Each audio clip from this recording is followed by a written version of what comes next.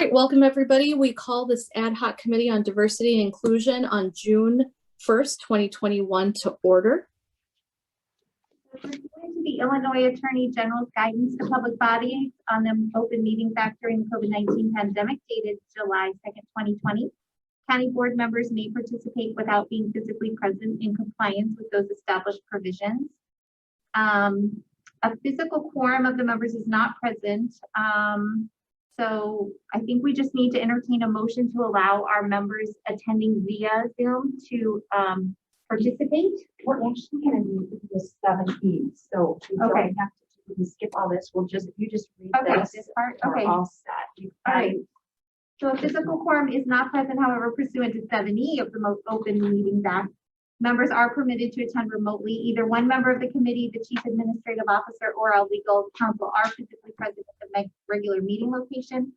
In-person attendance and public comments are allowed, subject to attendance limitations required to ensure the health and safety of all those who attend.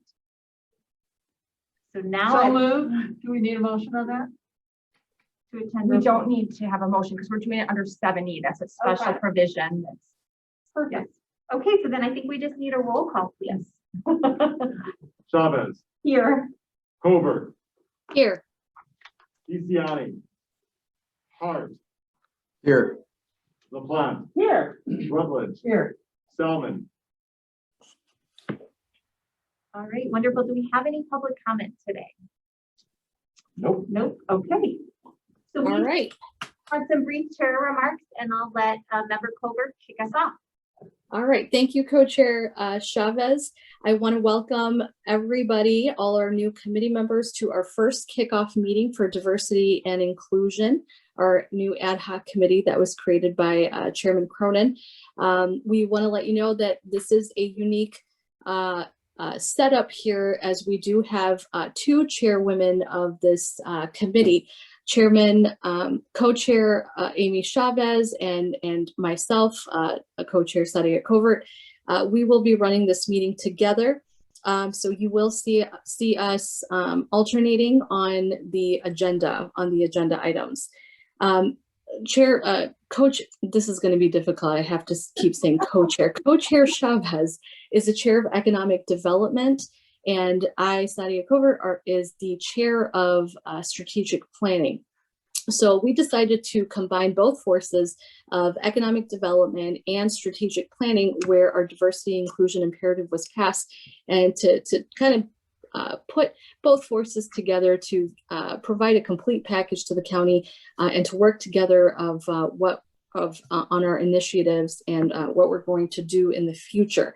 So in 2019, the county passed the diversity and inclusion imperative, which I will refer to as D&I from here on out, with unanimous vote, seeking to promote inclusivity and expanding opportunities for minorities and those with disabilities.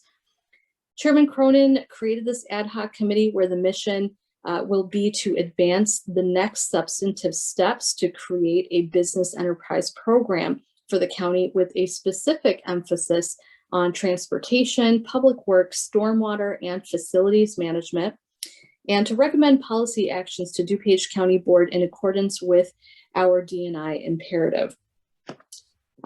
Today, we will also welcome our guest speakers. We have wonderful guest speakers today, and I am going to hand it over to Co-Chair Chavez to introduce them and to also get into the next agenda item. Go ahead, Co-Chair Chavez. Thank you so much. So our goals for today was kind of the first thing that we wanted to talk about. Of course, we want to educate the committee. Today would be our first goal on the elements and requirements of a business enterprise program, which is also known as a BEP. So luckily we do have the esteemed Colette Holt on the phone, so she'll be giving us a presentation on that. We also want to make sure that we're engaging our partners throughout DuPage County. We've got actually a lot of expertise and experience in doing programs like this through people like Greg Bedelov and Choose DuPage. So we're going to look to him for some expertise and do a brief presentation with him today. And then overall as the committee, I want to have some good discussion on what some of our short-term goals are and what some of our long-term goals are of what we want this to look like going forward. I think there are a lot of things that we can accomplish soon, while other pieces of the process are in process, puzzle are in process. And then lastly, not at this meeting, but at a future meeting, our goal would be to bring in some of our peer agencies that have already done this before, so that we're not reinventing the wheel, but that we're learning from their expertise and what's worked really well for them. So those are the goals for today. So now I think we can turn it over immediately to our first presentation, which is on the Business Enterprise Program. And we'd like to welcome Colette Holt. Well, good afternoon to everyone, and thank you very much for having me. I appreciate it. I have a very brief PowerPoint that I'll put up here, and hopefully that will work. It's my understanding that everyone has been provided with the report that our team did, I guess really at the end of 2019. So I'm not going to bore you, by walking through all of that, but I do have some ways for you all perhaps to think about how you might want to move forward. So let's give this screen share a try. Oh, well, the host has disabled participant screen sharing. We're on it right now, so it's coming. Okay. Or I know Chris is on and he has it too, or at least I think Chris is somewhere. Maybe Chris is actually, oh, there he is. He's actually in the room. Brave soul. Now you should be able to share. Okay, let's do that. There we go. Okay. Perfect. All Yep. right. Can everyone see that? Yes. Yep. All right. I'm going to go to the slideshow view. I think that's a little bit easier for everybody to see. Okay. So we were asked to take a look at the county's current initiatives, processes to see whether or not there were ways that you could, on the short and the long term, make progress in terms of expanding the pool of prime contractors and subcontractors with which you do business. So when we did a little quick dry run last week, and it was suggested to me that although I am extraordinarily fluent in the alphabet soup of acronyms for these programs, it would probably be useful to have a definition slide. So there you go. And I think people received the PowerPoint by email. So if you can't remember what these are, you can always kind of go back to them. But there are a lot of acronyms in this business, and it's very easy to get them confused. And people sometimes get the concepts confused as well. So please do stop me at any point with any questions. So as I said, the objective of our research was to review your current operations, policies, procedures, to see if there were ways to increase the inclusion of women and minority-owned firms. And for just purposes of keeping the slides less crowded, I've called them all SBEs, although that actually is its own term of art, but I think it will do for this purpose. So you see the tasks that we undertook. We looked at the current policies and procedures, and we also, of course, met with staff. We assessed what opportunities there may be for additional outreach to the minority and women business community. We looked at your current data collection, your systems. How are you tracking participation if you are? What types of data are you gathering? And this will be very important should you decide that you want to do a disparity study somewhere a little bit down the road.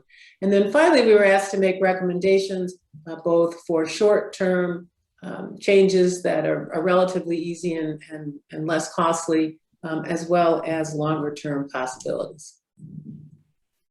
So here are, I'm just going to cut straight to the recommendations. The report goes into the details about how we got to this, but certainly in the short term, we are suggesting increasing outreach with small minority women firms. There, as was noted in the beginning, there are a lot of other agencies out there that are doing this work already. And one thing that I think DuPage County is lucky about is that because there are so many people that have done so much work already, you don't have to reinvent any wheels. You don't even have to ask about what wheels you should have. You just need to go get the wheels. And we have a very good idea 35 years into this as to what works and the most effective strategies to identify firms that might be interested in working on your projects, and how to bring new people into the fold. So we're certainly suggesting that you partner with the assist agencies. Those are the minority and women contractor groups like the Hispanic American Contracting Industry Association. Some of you may be familiar with HACIA.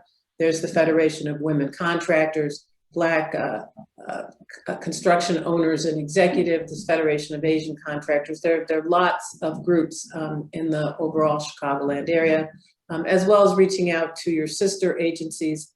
Obviously, the city of Chicago and Cook County have had these programs for decades, as have agencies like the Water Reclamation District. And this is my chance to say for sure, reach out to the tollway. And I was so happy to find Greg Bedelov again. He was running the tollway when we did their disparity study, and we worked together very closely. He's extremely knowledgeable about these programs, deeply committed, and just one of my favorite clients ever. So I know that Greg knows a lot about what's going on at the tollway and these other agencies. So he'll be a great resource for you. And I gather he's going to talk a little bit after me. You certainly could adopt kind of an interim program that is race and gender neutral. Let me spend just a second explaining what I mean by the term race and gender neutral.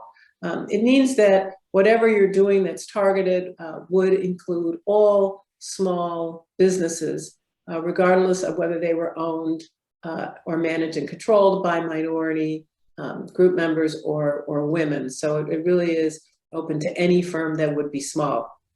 If you're going to do that, you're going to need to develop some standards, however, about what you mean. And I'm happy to go back to that. The devil is kind of in those details there, because there are different ways to define small, and different people have different ideas in their heads about kind of what does small mean. If you're going to do this, you're obviously going to have outreach for the new program and education, both for the vendor community and for county staff. But I think it's a useful thing to do, especially to focus on awards to prime contractors. Things like bonding requirements, insurance requirements, experience requirements. Do you really need to have built, 5 of these in order to do the 6th one? What about equivalent experiences? Ways that small minority women-owned firms can directly contract with the county to increase their capabilities, expand their portfolios, and kind of get their feet wet about what it's like to do work for DuPage County, even if they are familiar with doing work with other agencies.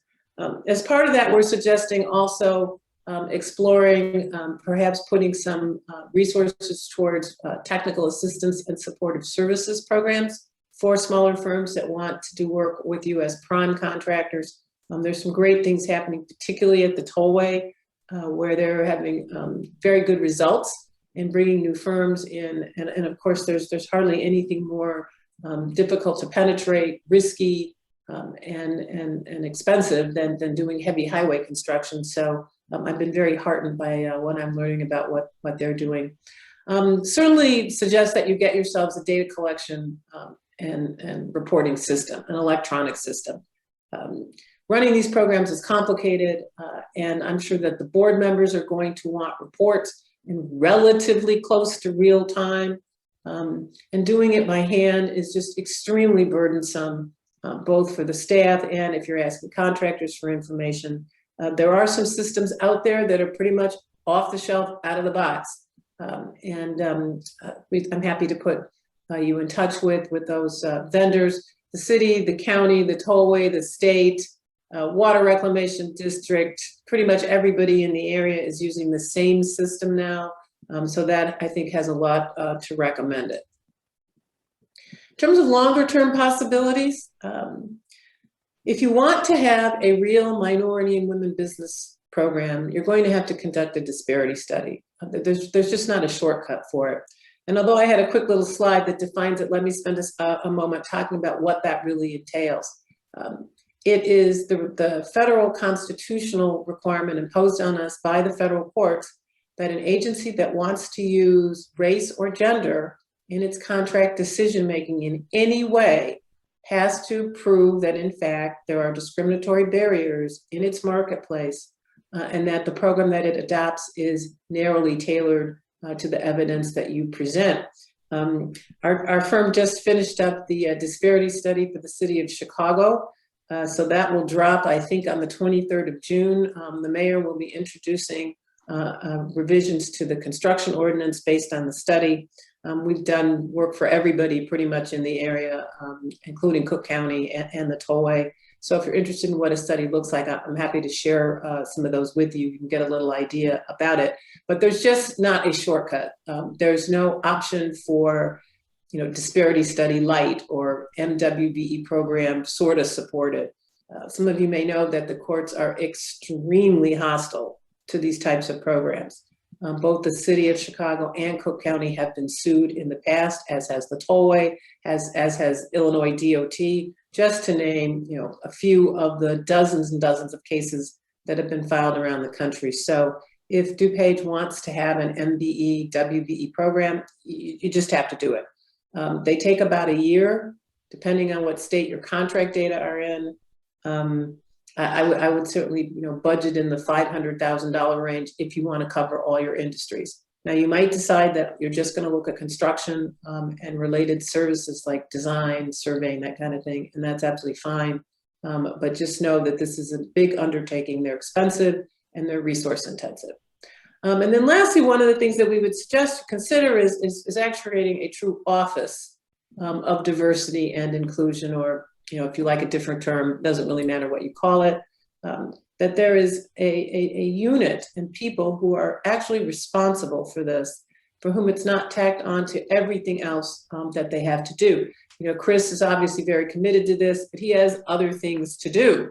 And so what we found is that the most successful programs have a dedicated unit that focuses just on these issues. And I think that was it about the report. I do have a couple slides that just really kind of more of a thought experiment for you, a little educational piece on what an effective program would look like should you decide that that's the direction that you want to go. In some ways, the most important thing really is the commitment to do it. If you have that, if you have leadership that's made it clear that this is an important value for the county, that the program is central to your mission, that's in some ways the most important thing. But there are some other pieces that you need, and certainly you need enough staff and resources to get it done. This requires training, it requires systems, it requires people. You just can't really do this on the cheap and do it well and do it effectively. Certainly most programs will set, excuse me, an overall annual goal for spending with minority and women-owned firms. You don't have to, but that's certainly the most common approach. Then you're going to need, of course, the guts that government always needs: policies, procedures, forms.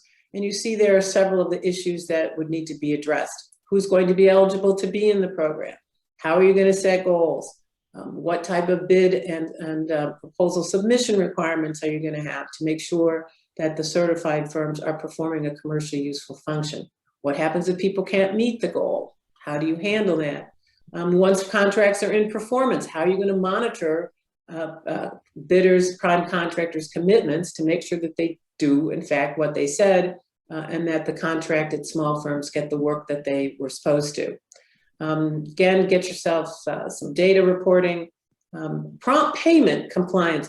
Maybe this is just very much on my mind because of the city of Chicago's study, where payment was probably the #1 issue that people raised. And you have an obligation under the Illinois Prompt Payment Act to ensure that people are being paid promptly. So this is very, very important to the contracting community. Again, partnering with other agencies is I think, key. You do have to engage in some type of periodic review. The federal courts require it. One of the things that got the city of Chicago sideways when we tried that case, full disclosure, I was the city's testifying expert then, was the fact that there was no process for any kind of periodic review. So Chicago's ordinance now sunsets every 5 years unless it is reauthorized.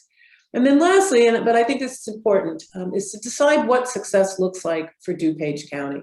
There are lots of ways to measure it. Of course, progress towards meeting your goal, But what about other things? Are you trying to expand the number of firms that bid to you? Are you trying to expand the types of work that they do? Focused on prime contract awards, or are almost all the dollars going to subcontracting? All those kinds of things I think are worth thinking through, because you'll be starting from the beginning, and you don't have decades worth of a program where people just have done the same thing pretty much for years. So I really think you have an opportunity to think through what you would like the program to look like and how to best benefit your constituents. So that's it for me. Thank you so much. Thank you so much, Colette. And, just wanted to mention, thank you so much for your presentation. I also wanted to mention that Colette Holt is a nationally recognized expert in minority, women, and disadvantaged business enterprise programs. So I'm very excited to hear from you. So thank you so much, Colette. Well, thank you. And we will take questions after all the presenters are done. So we have one more presenter. I want to welcome Greg Bedelov, who is the president and CEO of our economic ally in DuPage County called Choose DuPage. And Greg has been the CEO and president before the prior president. So he's been here for a while and has been doing great work. It's wonderful to work with you, Greg. And thank you so much for being here. So I'll let you take it away. Thank you very much, Co-Chair Covert, and thank you, Co-Chair Chavez, and thank you for the kind words, Colette, about my passion, which is diversity in the business community. I was going to do a presentation, but I knew that your PowerPoint would cover everything. So I'm simply going to make a few comments and maybe just add some flavor, if I may. There's 95,000 businesses in DuPage County. Less than 5,000 are minority or women-owned businesses. There are currently around 910, 915, somewhere in that range, minority-owned businesses, and there's just over 4,000 women-owned businesses in DuPage County. So as a percentage of the overall business community in DuPage County, it's not a great percentage. However, those businesses have opportunities when you look at the market segment that they're in, when you look at their trade, to do business with DuPage County, to do business with the government. I think that Choose DuPage could serve a primary role acting as a liaison to those businesses and to the entire business community in Northeastern Illinois, not just DuPage County, to raise awareness and help with, I know Colette and her team has a kind of a robust arm for outreach and advocacy as well. The organizations that Colette mentioned, HACIA, the Black Chamber, the Black Contractors, Federation of Women Contractors, all organizations that Choose DuPage works with on a certainly monthly basis, if not a more regular basis. My past experience with the Tollway, I have personal relationships with all those folks as well. So as Colette pointed out, it's not an undertaking that should be taken lightly. It's absolutely critical that it's done right. It begins with outreach and data collection. And Choose DuPage feels our board has approved it. We're ready to serve. We're ready to help in whatever capacity. Of course, the county board and this ad hoc committee determines from a go forward perspective. But I really feel like from a liaison and an outreach perspective and an education perspective with the existing business community and future business prospects considering DuPage County, that we can serve a critical role in this initiative. Wonderful. Thank you so much, Greg, for that update and presentation as to how we can best partner with you. So let's dive in and get the committee talking on how we should start to think about some of this outreach. Does anyone want to kick us off? Greg, Member Hart, I know you have full of ideas, so Member Hart, please put in. Well, thank you, Co-Chair Chavez and Co-Chair Covert for forming this committee and getting the ball rolling. I really appreciate it. I'm looking forward to working with both of you. And to Colette and Greg, very much thankful for your comments and your thought leadership on this very important subject. As Mr. Bedelov mentioned, his passion for this issue, I also share a passion on making sure that our pool of potential vendors is as diverse as our county is, which I think is why we're all here to ensure that that's the case. I did have a couple questions as well as some thoughts. I mean, my own personal point of view is that a disparity study would be a useful use of our time. I know we got a lot more to dive into the logistics around that, but at a minimum, I think that's something that we all should be thinking as a critical component of how we move forward. Colette, I did have a question though, with regard to the short-term recommendation that you mentioned. I thought all of them were pretty spot on, but adopting the race and gender neutral interim SBE program. Mhm. From your experience working with Cook County, the city of Chicago, and your knowledge of how some of these programs have been formed in the past, is that typically an initial first step that other peer organizations have taken? And if so, I mean, I figure setting up an MBE, DBE, SBE ordinance, which may be the long-term goal of this committee, has a bunch of different components that we have to think through. Would any of them be replicable from those internal or the interim SBE programs? I mean, just not to duplicate efforts, I figure Right. learnings that we have. And Mhm. so those are my two questions. Okay, well, let's take the first one first. In some ways, it's hard to answer because Chicago has had a program since 1985 when Harold Washington was mayor, and you look way too young to remember that. I'm just thinking, oh my God, they've gotten to be really young. Old enough for the job, though. I assure you of that one. So. Well, I assume so, but it's just, I'm like, oh my goodness here. So you may not remember back when Harold Washington was mayor, but the city has had a program since then. The county had a program very shortly thereafter. And so in some ways it's hard, you really kind of can't compare that, because when we first started doing this, even back when I first started doing this, when I was an assistant corporation counsel for the city of Chicago, this would have been 1988, and nobody knew what to do.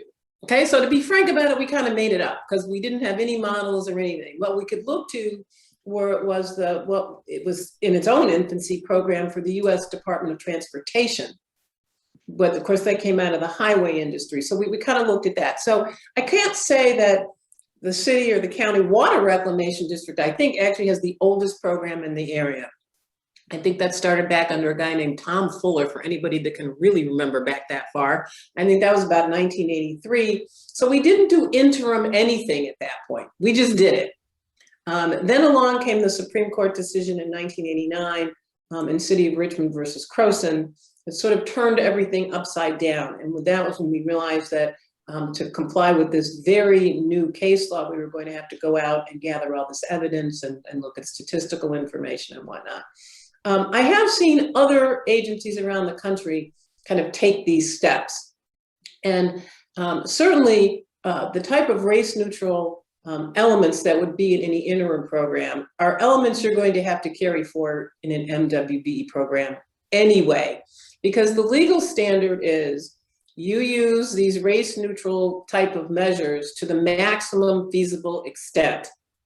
And you only use contract goals if it's necessary to meet your overall goals. So looking at things like experience requirements, prompt payment, are all things you should do anyway. And one of the advantages I think that you will have is if you build that in the beginning, it's not this add-on. Because what you find in a lot of agencies, everybody's so fixated on the numbers. I'm sure everybody's heard that, right? What are the numbers, the numbers, the numbers? But at the end, what businesses care about, and here's why I think somebody like Greg with his experience and Choose DuPage really is an important focus, is to stay focused on the firms. Because the objective is to get work to people, get them paid, and then help them grow. The program in and of itself is not an objective, it's just a tool. And so building these things in from the beginning, I think, is important. So no, you would definitely not be duplicating any effort, and you would be doing the immediate things that you can do to make sure that people can start accessing work right now and taking a look at what barriers you can change tomorrow. So at the end of the day, what you need a disparity study for is to be able to set goals, real enforceable goals. Everything else you can do anyway. So get about the business of doing it, and don't wait on a disparity study. That is a frustration. If I sound a little frustrated, it's probably real, because I sometimes have clients who are just insistent on sitting there until they get the study done. Well, the study isn't going to fix the problem if you don't pay in net 30. You know, it's not going to fix the fact that people can't navigate the website. I mean, the study doesn't fix anything. It just gives you the legal basis to do something. So hopefully that kind of answered maybe both together. It definitely did, and actually you took the words out of my mouth with regards to the waiting to get started. I think that made complete sense, and appreciate your answer to the question. I did have one other question. Sorry to hog the mic here, so feel free, co-chairs, if you'd like to recognize someone else. But with regards to the data collection reporting system and procedures, and I'm not sure if this is something Chris Snyder or Greg or someone else on the line might be able to answer, but I guess if you need separate systems and procedures, how much data is being collected from the management of these programs? And I know this is kind of a crystal ball question, Chris, but you know, how are we set up to date as a county, and how much more in terms of costs are we potentially looking at from a data management standpoint? Well, I'm going to deflect to Colette to describe the requirements of a data collection system. Yeah. I can tell you right now, we don't have anything that if you ask me right now, how are we doing with MB, WB, any types of those, we don't track it in any robust system in any robust way. Right, and I figured that obviously that's the case, but I don't know if any of the tools we currently use could also be customized for this. But Colette, sorry, I interrupted you. Well, no, I mean, to some extent, yes, but I have to say that I think the reason everybody's gone to these really almost standalone systems is because traditional procurement systems don't really pick it up. Like, for example, I know people familiar with eBuilder. That's one that a lot of the contractors like to use, but it's really a project management system for contractors, not really designed for this. You certainly have some of the basic information, like you know who you paid, you know how much you paid them. Please, we hope. So only once have I had a client that wasn't sure, and that was its own experience. So you know that. Hopefully you have a contact person there. So you have information about the prime firms with whom you contract. You probably haven't been putting in industry codes, you know, detailed work descriptions, race and gender ownership. That you probably don't have. But you have at least some basic structures, because you have to, because your accounting system has to know that in order to, you know, how do you know who to pay? So you got that part. But the other data that you really need, and Greg may remember, although he got to delegate this pain mostly to other people, but the pain that the tollway went through about going back and reconstructing who all the subcontractors were, and the suppliers, and the truckers. Because even though you will get lien releases for the major sub-trades, you don't get them for everybody. And generally what we find is somebody stuck them in a drawer when they close the project out and nobody knows where they are anymore, whatever. So there's a lot of data that you need to be able to collect to do your disparity study, and then to monitor your program as you go forward. Because one of the biggest complaints that we hear from the minority and women firms, different programs, and this is a more national point I'm about to make, is we were listed on the compliance plan, but we didn't get used, or we didn't get the work we thought we were going to get. And so that's a really important part of monitoring your program. It's also important to make sure that the people that are out there on the job site are the people that are supposed to be there. Some of you may remember, I don't know, say 7 or 8 years ago, there was a major scandal in Chicago with a very large contractor got sideways with both the feds, the state, and the city. That took some doing on the Wacker Drive reconstruction project about a fake woman-owned firm that was out there. And people went to jail because it's fraud. You know, it's submitting false documents to the government. So you want to be sure that your program has integrity, as well as is doing what it needs to. And I can certainly share with Chris and anybody else there, we actually have a sheet we've developed to tell people what data they're going to need, just so that going into it, you know. Great, thank you so much. Thank Chair you. Chavez, I'll give it back to you. All right, thank you, Member Hart. Member Chaplin. Yes, thanks so much, Co-Chair Covert, and thanks, Greg and Colette, for your presentations.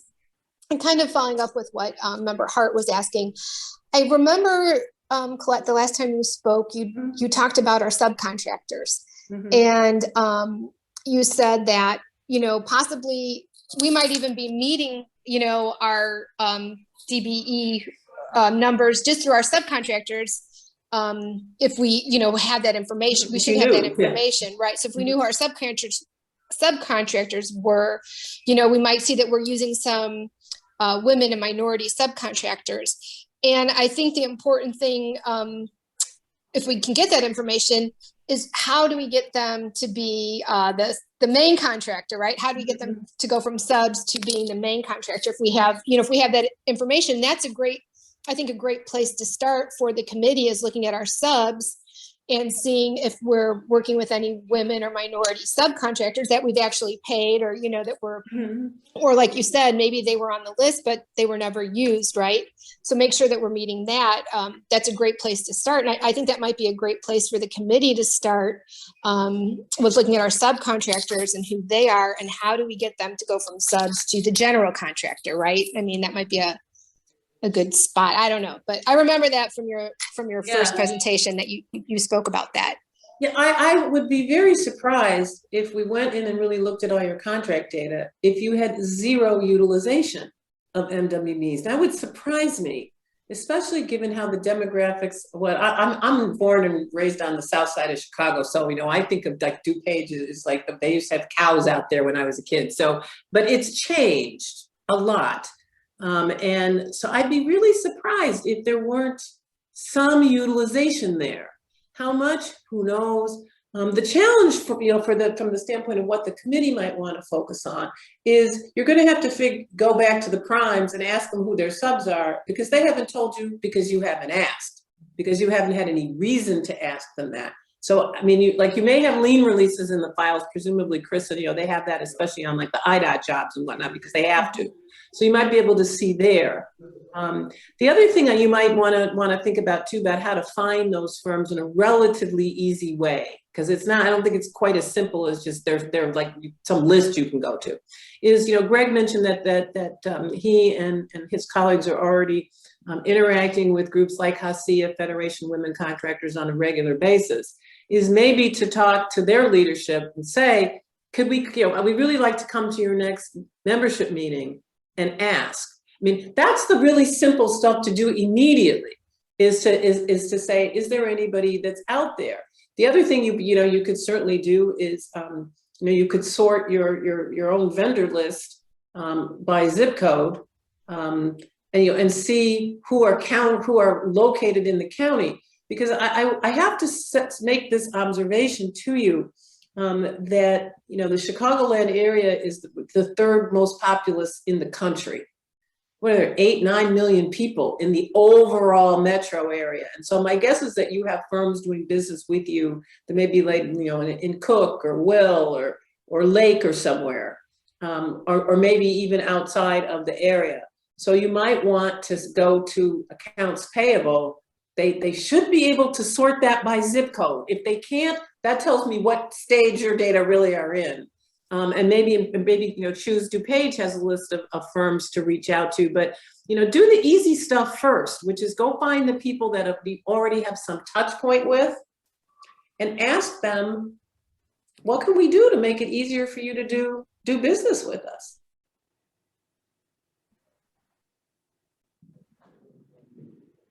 Wonderful, thank you. Greg, do you want to talk a little bit, or can you touch base on that, or maybe it's Chris, on some of that outreach that maybe we feel is some of that low-hanging fruit?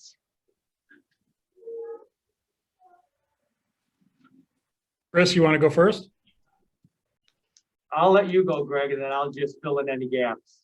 Well, I think between Chris and I and our work histories, we have relationships with all the zip codes and all the contractors and all the trades. Chris and I have spoken to us on numerous occasions, and I don't know what more I can add other than to emphasize what Colette said, which is data collection. I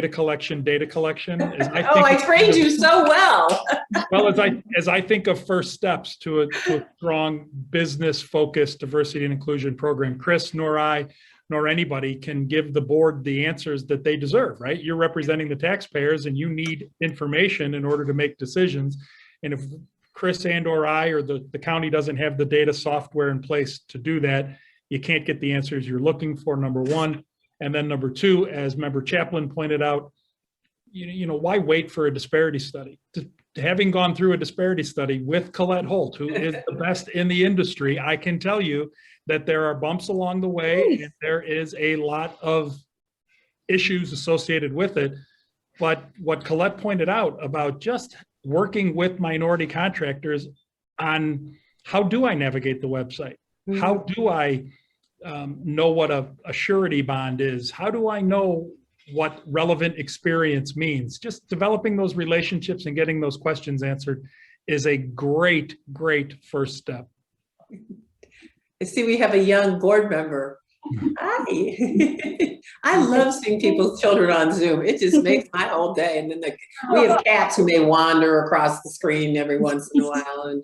But one thing I'd like to follow up with what Greg said too is to think maybe about professional services as well. We tend to be very construction focused. And I certainly have been, and of course, Greg, having led the tollway for those years. But you buy other stuff too. And in some ways that can be easier because you don't have to, you don't need bonding. The financing needs aren't as great. And some of that is just making sure that people know about your opportunities. I'm on a little personal mission these days to get people to start thinking about things like financial services. Because an awful lot of money in government gets spent with underwriters and bond counsel. And that is an industry that is essentially entirely white, almost, and almost entirely male. They have a lot of talking about diversity and inclusion, but I had to say that to a lawyers group recently that my contractors are doing a lot better than you are. And so there may be opportunities there for people to do work with you. You don't need a formalized disparity study or anything to do that. Just make sure that the Cook County Bar Association, which is the African American Bar Association, that they get notices about it when you're out looking for legal counsel. You can get the list from the city, from the county.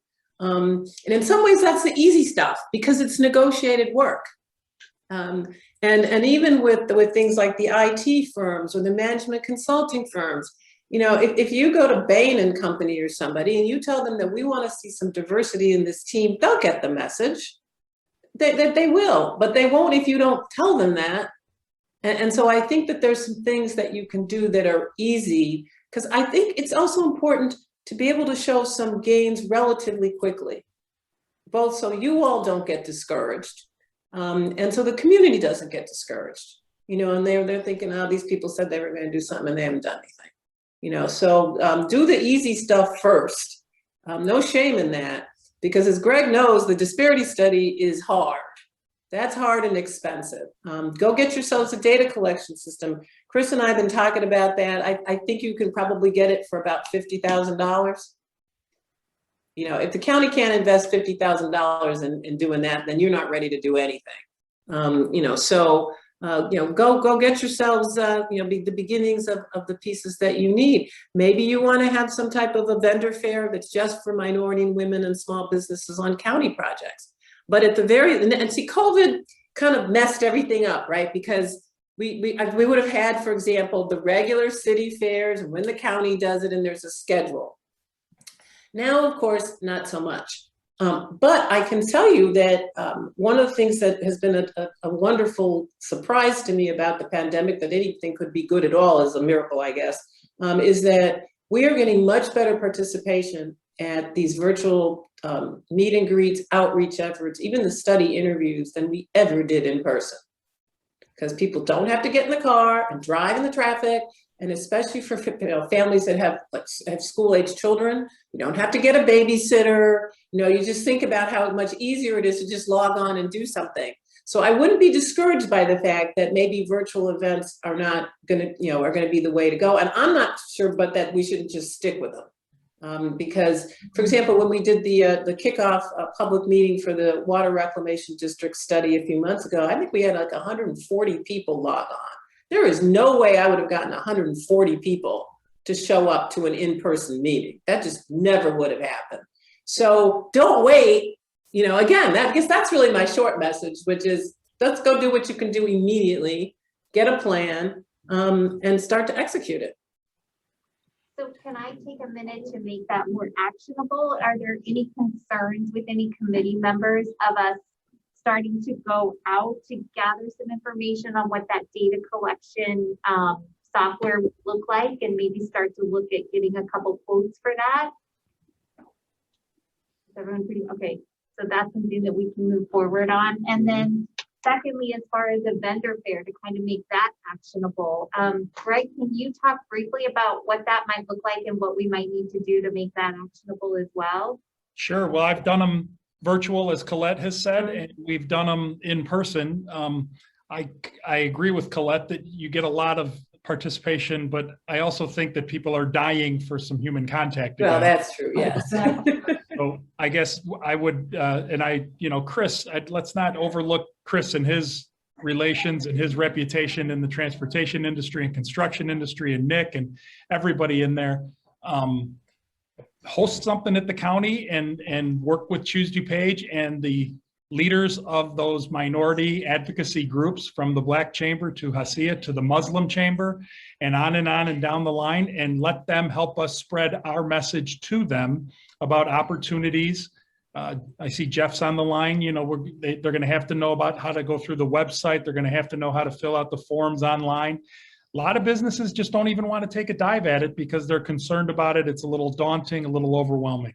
Let's just help relieve those barriers as a first step. I do want to, if I can say one thing, one additional thing to emphasize what Co-Chair Chavez said. If you're even thinking about doing a disparity study, you have to pull the trigger on the data collection system. Because without the data, you can't do the disparity study because you don't have anything to analyze. I learned that at the tollway the hard way. Well, we did it, but you know, it definitely gets started on that, I would say, sooner rather than later. The other thing that occurs to me that you might want to do is maybe do some kind of hybrid of in-person and virtual. Because the virtual ones are so easy to do, you do your in-person, and then maybe a week or two later you have a virtual one for the people that couldn't come, that you kind of do belt and suspenders. We did provide you with the list of all of the outreach agencies that was current when we did it. Okay, but that's over a year ago. So we can certainly update that for you, but we have, the name, the address, multiple contact people, phone numbers, everything that you need to send something out tomorrow. And I can take a look and just make sure that it's clean, because people are, they move around and not as much in this business as you might think, so that you have something to work with, right away. And we're updating that. We started a new disparity study for the tollway, because believe it or not, Greg, it's been almost 7 years since we started, so we'll have that list, but. I do think that it's important to do that outreach. And then definitely, if we have events and fairs, in the future, I would definitely encourage our committee to participate in those vendor affairs, and we'll make that information available to all the county board members. So thank you so much. Does anybody else have any questions or concerns? We're about to wrap up. Yeah, I was co-chair, I'll just say co-chair. If I could just kind of summarize, I think Colette made a very important point that I want to make sure that we all reflect on, and she is right. We are not 0% utilization. Several years ago, the 4 departments that are focusing on this disparity study, DOT, Stormwater, Public Works and Facilities. She mentioned professional services. We do make professional service when we go out for those solicitations. We do incorporate DBE, minority business contracting as part of the selection criteria. It's not a goal, but it's among the criteria. So if 2 firms are exactly equal, one is an MBE, WB, or has a subcontractor, and one does not, the decision is obvious. So it's a selection criteria. The other thing is, I think because of the great work of the tollway and our friends at IDOT in the city and other counties, I think there's a natural tendency for prime contractors, the large, especially in the construction, highway construction, for those teams to stick together. So while again, we're not tracking it, we do approve every subcontractor for every DOT highway project. So we know who those firms are. They're all listed on there's the Illinois Unified Certification Registry. And so it is stuff that, we start talking about data collection and getting the software. There are some things in place that if we were to have that software, I think we could begin to populate some of the basic information. What we don't have, and what Colette pointed to, to the scenario in the Wacker Drive case, someone was listed, but they never got any work. So, it's not that they were brought on board and they were listed as a subcontractor for $50,000 worth of work. The question is, did they do it? And were they paid? And was it 50? Was it 40? Was it 60? So all that is part of that more robust data collection. I know for years, Nick used to track every now and again, every couple of years, he'd say, let's just look at the last years of work, women, minority, and we were in the double digits, through no formal basis, what we called it a volunteer basis. So I would hope that's growing. Every federal project that I work on for a transportation project is administered through the state of Illinois. So we follow their DVE program. So it's a county project administered by the state of Illinois. So there are minorities working in DuPage County on DuPage County projects. So I just wanted to emphasize that we're not starting at zero. There is participation in our work. Wonderful. Thank you. Thank you for that. So the other thing that I don't want to quite leave without chatting about today is this disparity study. I feel like this is kind of a big chunk of how this committee is going to have its success. So what is some of the information that we might need as a committee in our next step to see, how we're going to evaluate this? I know it's a big ask of the county, but obviously I think we're actually kind of years behind in doing this and accepting, that this is such a critically important component to the county and its success. So just real quick, because I don't want everyone to go too long, but how do we get that into an actionable step? Are there thoughts on that? I just have a question. Sure. How long, what's the timeline on a study like that? I think probably 12 to 18 months. Colette, is that? I didn't quite hear the question. How long would the study take? Oh, probably about, if you're lucky, 12. It can stretch longer than that, but should be probably about 12 months. Especially if you start collecting your data and putting it in a system now. Right. Okay. All right. And I saw member Hart, and then we'll do member LaPlante. Go ahead. Sorry, who is recognized? You are. Oh, okay, good to hear. What I was actually going to take the question that you asked, member Chavez, and ask if Colette might be able to provide her 2 cents on that. I mean, from your perspective, Colette, what types of data inputs are critical to a successful disparity study? And then I was going to say, if once we get that answer, maybe we cross-reference what we have available at the county and what we might need to go out and get. Well, there are 2 ways to think about it. One way is to say, here are the absolute bare minimums that a consultant would need in order to get started. And then the consultant's going to have to go in and fill in all your missing data. That's essentially what we did at the tollway. The other way to go about it is to enter data into a system 2, 3, 4 years, and then do your study. That makes your study much faster, much less expensive, but you will have to go collect data for 3 or 4 years. And the question is whether or not you want to wait that long. And there's nothing necessarily wrong with doing that, but just know that that's what you're going to make up in price, you're going to sacrifice in time. There's no cheap, fast, and good, right? I mean, you've heard that statement before. But there are some basic pieces of information, things like the name of the prime contractor, how much were they awarded? Do you have a work description? Do you have an address? A contact person is nice, but that can be filled in. But the basic information about your prime records is the bare minimum you have to have, because there's no way for someone from the outside to find that anyplace else. But agencies have that.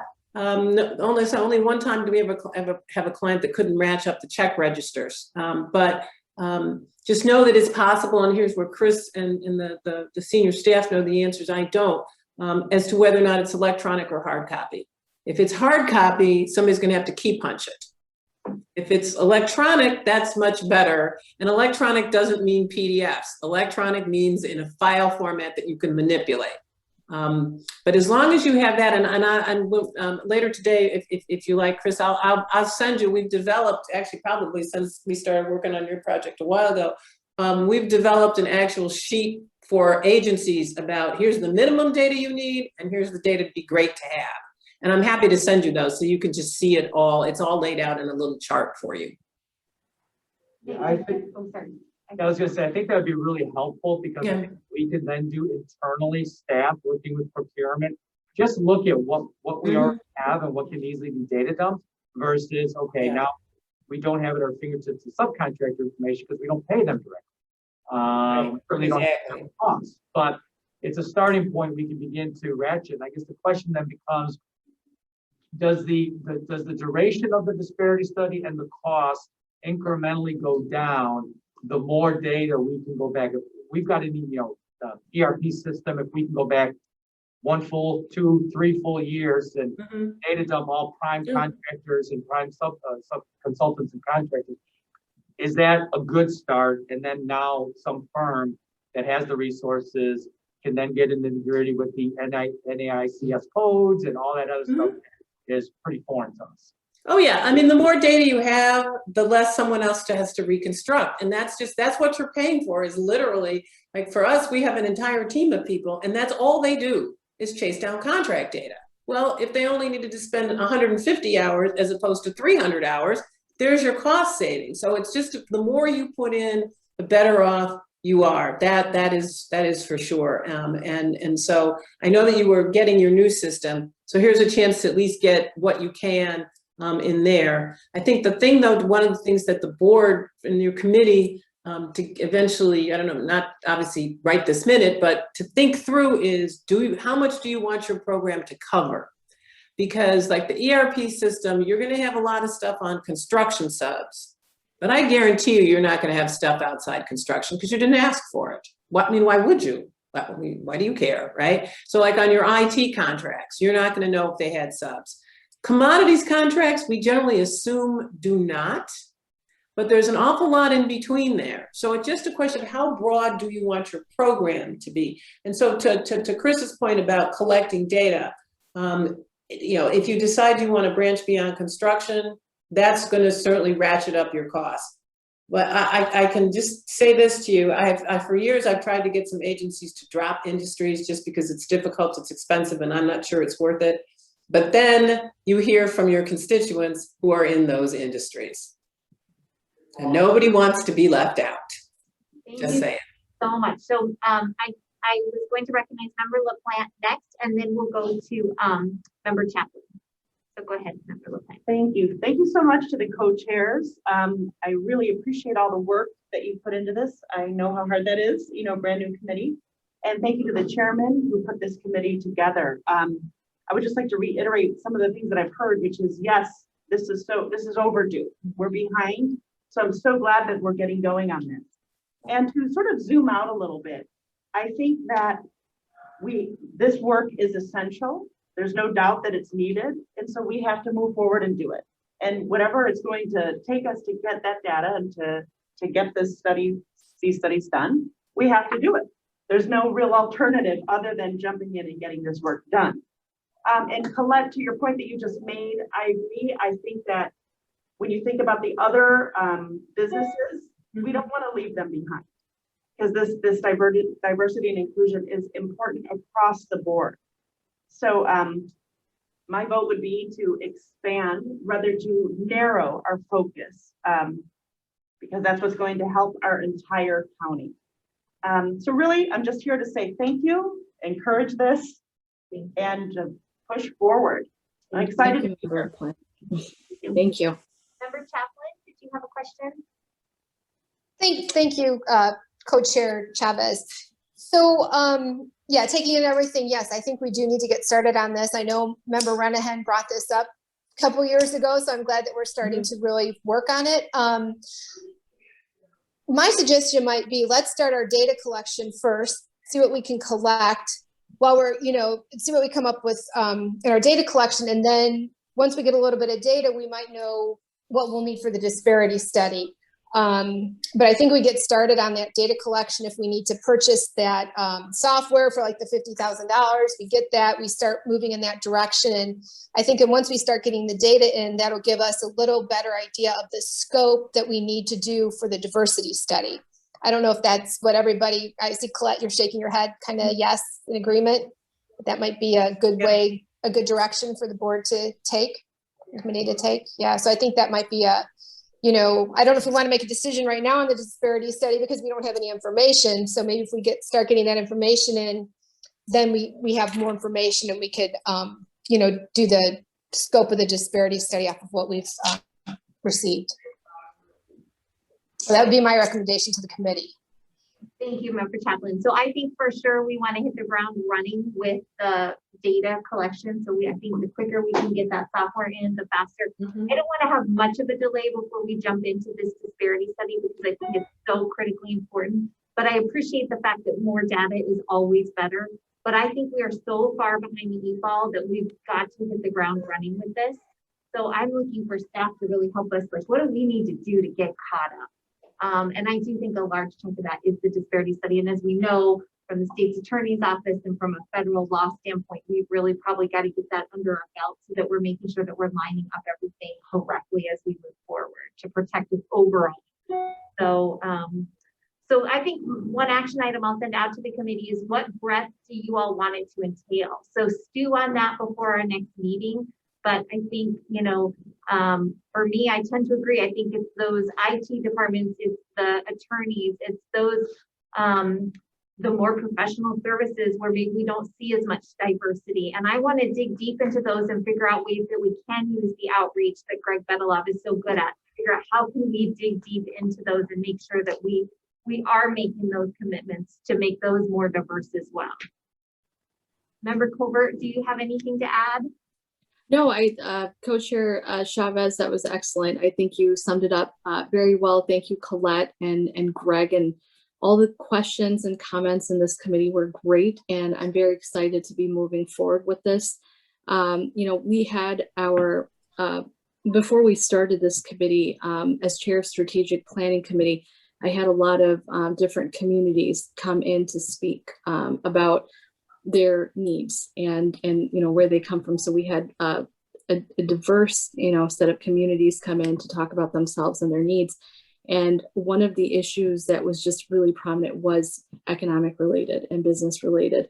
And I feel that when we can lift communities economically, I think we all do better. And that's why we have this ad hoc D&I committee right now to make sure that all communities are doing well. So that is our goal. And, there's always a ROI, right? You always have to think return on investment. Do we have that here with this study, with how we're implementing the D&I imperative? And I believe we definitely do. I do want to get together again. I want to talk about mentorship programs with small businesses, get the ball rolling on that.